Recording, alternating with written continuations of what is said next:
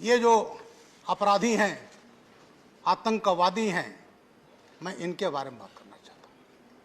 महोदय, मैं कुछ घटनाओं का जिक्र करना चाहूंगा और उसमें किस तरह से इस देश को टेरराइज किया गया। मैं उत्तर प्रदेश में सेवा में था। 23 नवंबर 2007 को कचहरी में ब्लास्ट हुए। लखनऊ, अयोध्या और बनारस मारे गए 1.5 दर्जन लोग। और उसके बाद जब ये घटना हुई उसके 2 मिनट पहले टेरर मेल आया मीडिया को, हम ब्लास्ट करने जा रहे हैं, जो करना हो कर लो। और उस टेरर मेल में ये भी कहा गया कि हमने श्रमजीवी ब्लास्ट किया है, हमने दिल्ली ब्लास्ट किया है, सरोजनी नगर ब्लास्ट किया है। उसी घटना में और बॉम्बे में सीरियल ब्लास्ट हुआ था 11 जुलाई 2006, जिसमें 209 लोग मारे गए थे। महोदय, ये ऐसी घटना थी जिसने हिला कर रख दिया था और वो टेरर मेल लिखित में आया और उससे पूरे देश को हिलाने का प्रयास किया गया।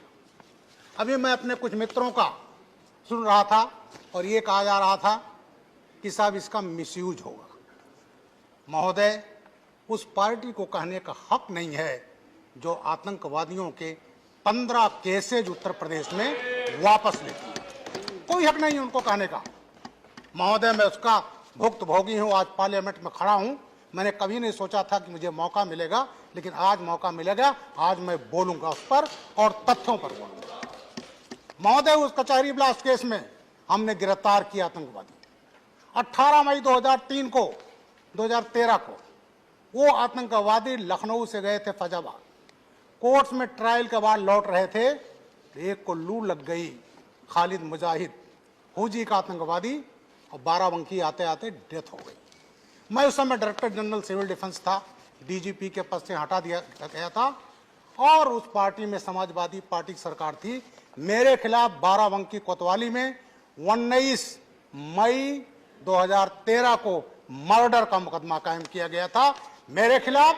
और मेरे साथ जो डीजी थे रिटायर्ड विक्रम सिंह, जी हाँ, ये जरा सुनने का मादा भी रखिए साहब।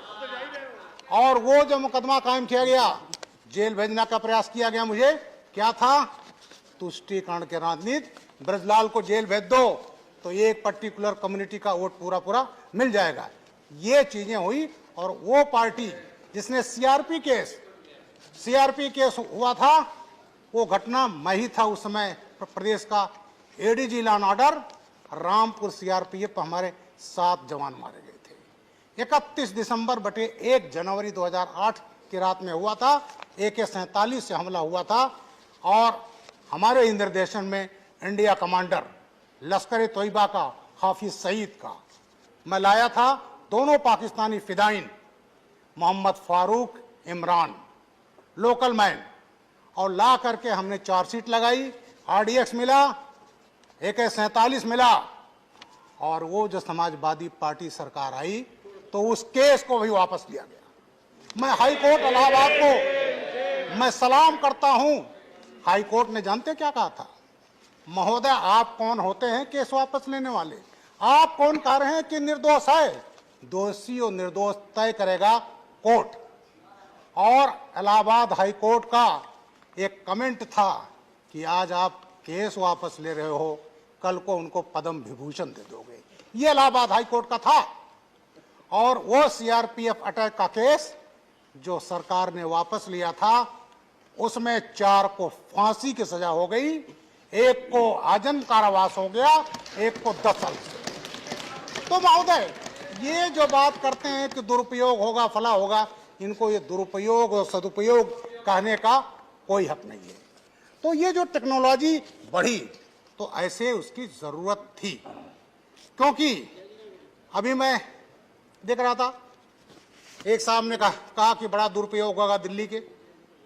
महोदय, इसमें कुछ ऐसी पार्टियां हैं जिन्होंने याकूब मेमन और अफजल गुरु को फांसी जब सजा दी गई तो उस फांसी को सजा को रोकने के लिए रात में सुप्रीम कोर्ट का दरवाजा खटखटाया गया। वो पार्टियां आज का कारण ये दुरुपयोग होगा। फांसी की सजा जिसको सुप्रीम कोर्ट से हो चुकी है, जो लटकने जा रहा है और उसके पक्ष में खड़े हैं। टुकड़े टुकड़े गैंग को सपोर्ट करने वाले अफजल, हम शर्मिंदा हैं, तेरे कातिल जिंदा हैं। सुप्रीम कोर्ट ने निर्णय दिया इस पार्लियामेंट पर अटैक का महोदय, और पार्लियामेंट अटैक के जब होता है उस मुलजिम को सजा होती है, तो ये पार्टियां तमाम ऐसी हैं जो दस्तखत करके रात में सुप्रीम कोर्ट का दरवाजा खटखटाया गया था उनको छुड़वाने के लिए। इसलिए महोदय, ये जो कहा गया दुरुपयोग होगा, ये दुरुपयोग नहीं, वो पार्टियां बोल रही हैं जो हमेशा इसका दुरुपयोग करती रही। महोदय, एक एक्ट था, हमने उसका काफी प्रयोग किया है, वो होता था टाडा, और टाडा नहीं होता तो आज पंजाब खालिस्तान होता। महोदय, मैंने वो भी आतंकवाद झेले हैं, ऐसे जिले में था। और जब उसकी उपयोगिता खत्म हो गई, जब कश्मीर में आतंकवाद बढ़ रहा था, कश्मीरी पंडित भगा दिए गए थे, उनके मर्डर्स हो रहे थे, तो पार्लियामेंट में हमारी जो उसमें सबसे बड़ी पार्टी देश की थी, उसको लोग लेट गए कि टाडा वापस ले लो, और टाडा वापस लिया गया। हमारे पूर्व प्रधानमंत्री अटल बिहारी वाजपेयी जी, वो जब आए तो क्या लाए? पोटा, प्रिवेंशन ऑफ टेररिज्म एक्ट, और उसको भी 2004 में वापस लिया गया। अभी मैं सुन रहा था हमारे एक मित्र आरजेडी के, वो कह रहे थे साहब दुरुपयोग होगा। अरे वो पार्टी बोल रही है जिसने गोधरा दंगे को दूसरा रूप दे दिया था, उसका परिदृश्य बदल दिया था।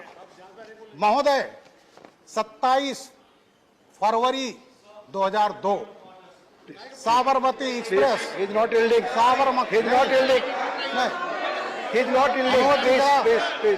मैं फैक्ट पर बोल रहा हूँ, मैं फैक्ट पर बोल रहा हूँ, फैक्ट पर बोल रहा हूँ। 27 दिसंबर 2002 गोधरा में ट्रेन गई, साबरमती एक्सप्रेस, कोच नंबर या 6।